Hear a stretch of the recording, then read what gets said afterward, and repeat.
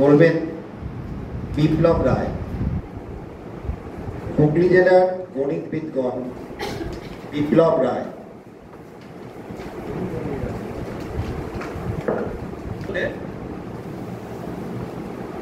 আমার নাম হচ্ছে বিপ্লব রায়। আমি আসছি এই জেলারই খানাকুল থেকে।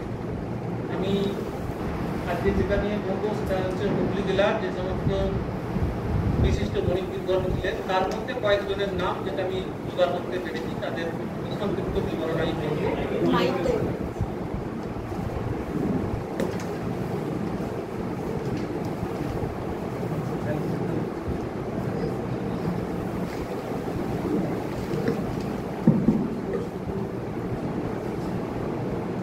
আজকে যেটা বলবো সেটা হচ্ছে হুগলি জেলার গণিত চর্চার ইতিহাস।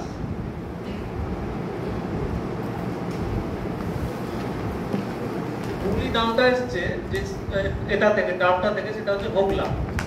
এটা তার ছবি, সেটা দিয়ে আমি আমার গাইডটা তৈরি করেছি। হুগলি জেলায় গণিত চর্চার আগে আমাদের দেখতে হবে যে হুগলি জেলা একটা সারা ভারতের মধ্যে সমৃদ্ধশালী জেলা ছিল। একাধিক মনীষীর জন্মস্থান এখানে হয়েছে। তার মধ্যে বেশ কয়েকজনের নাম করেছি আমি এখানে।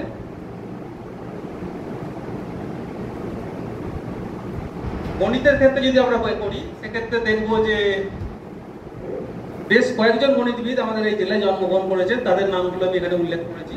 সেইগুলো সম্পর্কে আমি সংক্ষেপে কয়েকটা কথা বলব। ফার্স্টে আসছেন, এনার নাম শ্রীধর আচার্য। মাধ্যমিক থেকে আমরা এনার নাম শুনেছি। মুরশুট রাজ্যে এনার জন্ম বলে একটা লোকশ্রুতি আছে। মুরশুট মানে বর্তমান হুগলির হরিপাল থেকে খানাকুল এবং হাওড়ার খানিকটা অঞ্চলকে নিয়ে এটা তৈরি হয়েছে। আনুমানিক হচ্ছে 700 থেকে 900-র মধ্যে এনার জন্ম হয়েছে বলে একটা ধারণা করা হয়। যে বইগুলি উনি লিখেছেন সেগুলি হচ্ছে 4টি বই: পাটিগণিত, আর হচ্ছে দৃশ্যতিকা, বীজগণিত এবং হচ্ছে নবশ্রুতি। একটা কথা বলি, এনার জন্ম হুগলিতে, আবার একটা মত বলে এনার জন্ম হচ্ছে দক্ষিণ ভারতে। অনেকে বলেন ইনি হচ্ছেন শৈব, অনেকে বলেন ইনি হচ্ছে জৈন। সেই বিতর্কে কিন্তু এখনো শেষ হয়নি। যতটুকু তথ্য পেয়েছি হুগলি ধরে নিয়ে আমি এখানে সেটা উল্লেখ করেছি। এরপরে আসছেন যিনি, তার নাম হচ্ছে রাজা রামমোহন রায়। স্লাইডে লেখা হয়নি। তিনি দুটি অঙ্কের বই লিখেছিলেন। একটা বইয়ের নাম হচ্ছে জ্যামিতি, আর একটা বইয়ের নাম হচ্ছে খগোল। ওটা স্লাইডে তোলা হয়নি। এরপরে আসছেন এই ভদ্রলোক, এনার নাম হচ্ছে প্রসন্ন কুমার সর্বাধিকারী। অঙ্কের প্রথম সার্বিক একটা গ্রন্থ বলতে যা বোঝায় বাংলা ভাষায় ফার্স্ট লেখেন ইনি। দুটি গ্রন্থ লিখেছিলেন, একটার নাম হচ্ছে পাটিগণিত, আরেকটির নাম হচ্ছে বীজগণিত। ওনার জন্মস্থান হচ্ছে হুগলি জেলার খানাকুলের এই গ্রামেতে, রাধানগর গ্রামেতে।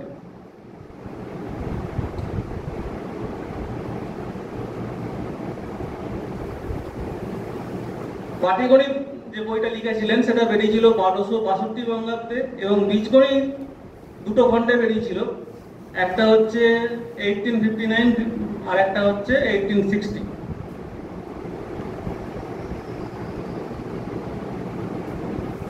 বই দুটোর সংক্ষিপ্ত বিবরণ দেওয়া হয়েছে এখানে। দেখলে দেখা যাবে যে মোটামুটি 7, 8, 9 এর পাঠ্য উপযোগী একটা বই।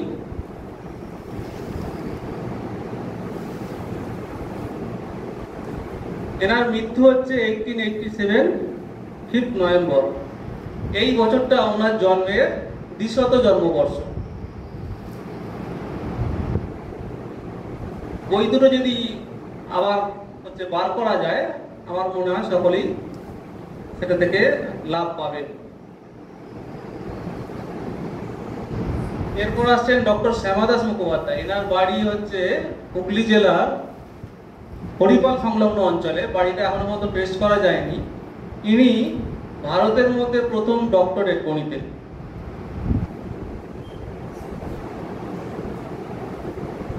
জন্ম মৃত্যুর বিবরণ দেওয়া হয়েছে। 1866 ওনার জন্ম। আর ওনার যেটা হচ্ছে গবেষণা ক্ষেত্র ছিল সেটা হচ্ছে আপনার হচ্ছে জিওমেট্রি, জ্যামিতি।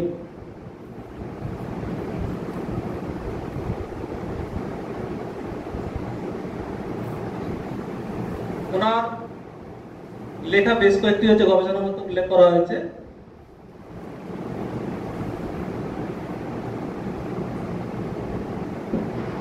এই দুটি বইয়ের সন্ধান পাওয়া যায় ওনার লেখা।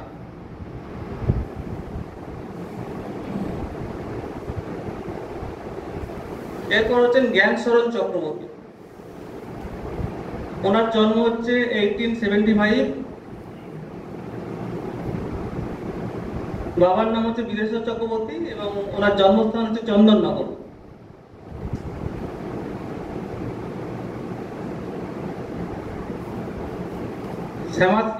ডক্টর শ্যামাদাস মুখোপাধ্যায়ের মতন ইনিও ছিলেন পিআরএস স্কলার।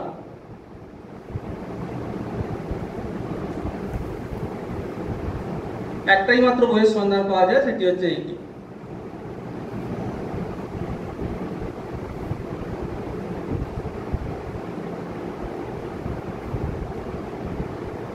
এরপর যার কথা বলবো তার নাম হচ্ছে গুরুদাস ভট্ট, ডক্টর গুরুদাস ভট্ট। একই জায়গায় বাড়ি।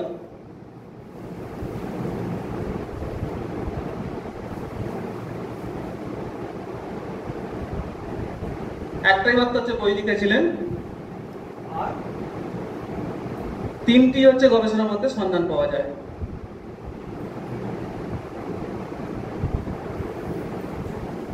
আরেকজন ভদ্রলোক যাকে আমরা সবাই চিনি, তার নাম হচ্ছে কেশবচন্দ্র নাথ। তিনিও আমাদের জেলারই একজন নাগরিক ছিলেন।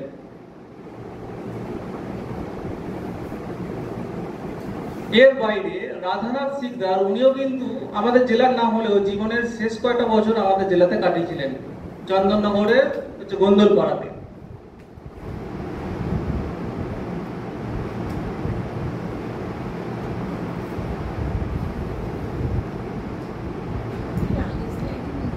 ধন্যবাদ সকলকে। এইটা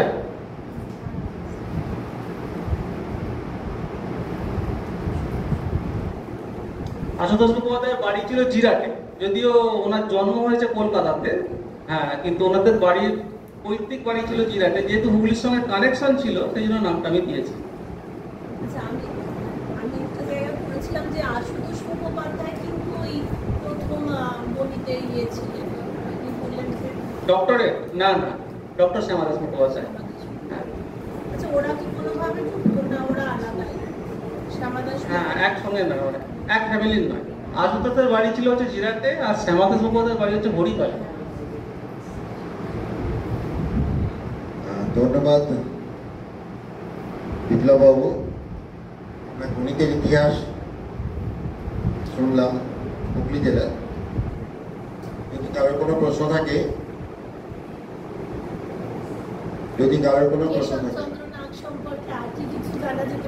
ওনার বাড়ি হচ্ছে গুড়াপে।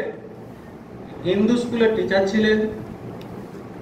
অঙ্ক শিক্ষকতার জন্য উনি নিজস্ব স্টাইল ব্যবহার করতেন এবং খাতায় লিখতেন। সেইটা একদিন ওনার এক বন্ধুর নজরে পড়ে। তিনি বলেন যে, তুই এটা ছাপাতে পারিস তো, তাহলে ছাত্রছাত্রীদের উপকার হয়। সেইখান থেকে বই বের করার সূত্রপাত। 21টা বই আমি জানি, আরও থাকতে পারে। পরবর্তীকালে উনি রিটায়ার হওয়ার পর একটা পাবলিশিং কোম্পানি তৈরি করেন, নাগ পাবলিশিং হাউস। আর উনি হচ্ছেন ঠাকুরের ভক্ত ছিলেন, মানে ঠাকুর এবং মায়ের ভক্ত ছিলেন। মায়ের ডিরেক্ট শিষ্য ছিলেন, মন্ত্র শিষ্য ছিলেন।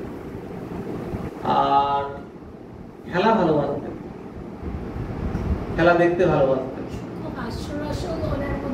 ওইগুলো আর জানা হয়নি, মানে বিস্তারিত স্টাডি হয়নি। ধন্যবাদ বিপ্লব বাবু। ধন্যবাদ সবাই। বিপ্লব বাবু গণিতের ইতিহাস নিয়ে দীর্ঘকাল ধরে গবেষণা করছেন। ওনার অনেক প্রবন্ধ প্রকাশিত হয়েছে বিভিন্ন জার্নালে। ওনাকে আমাদের মধ্যে পেয়ে আমরা নিজেরা আনন্দিত। এবারে আমরা শুনব প্রচারের আড়ালে নীলকমল।